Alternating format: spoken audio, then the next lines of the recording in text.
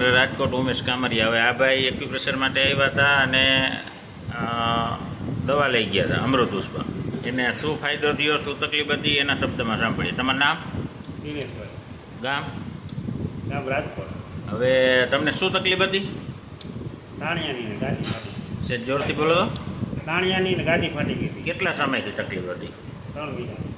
3 મહિના પહેલાં. અને આપણે અહીંયા આવ્યા એને કેટલા દિવસ થયા? 15-20 દિવસ થયા. 15 દિવસ થયા. કેટલો ફરક છે? 50% જેવો ફેર પડ્યો. 50%. અને ડૉક્ટરે શું કીધું હતું એમાં? ઓપરેશન કરવું. ઓપરેશન કરવું પડશે. હવે ઓપરેશન કરવું પડે એવું લાગે છે તમને? નહીં કરવું.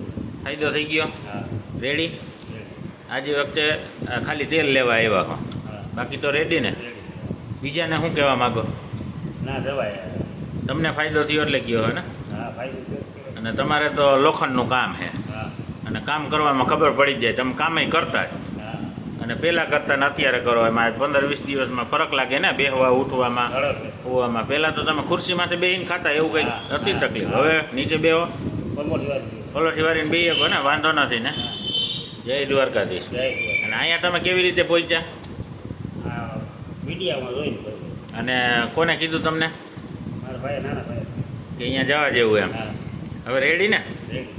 અને બીજે ક્યાંય ગયા હતા આયુર્વેદિકમાં? કંઈ કહ્યું? ખાલી એલોપેથી જ કહ્યું હતું. અને ઓપરેશન આવશે એવું જ કીધું હતું ને? કીધું. કાંઈ જરૂર નથી ઓપરેશનની. જરૂર છે? નથી. જય દ્વારકાધીશ. જય.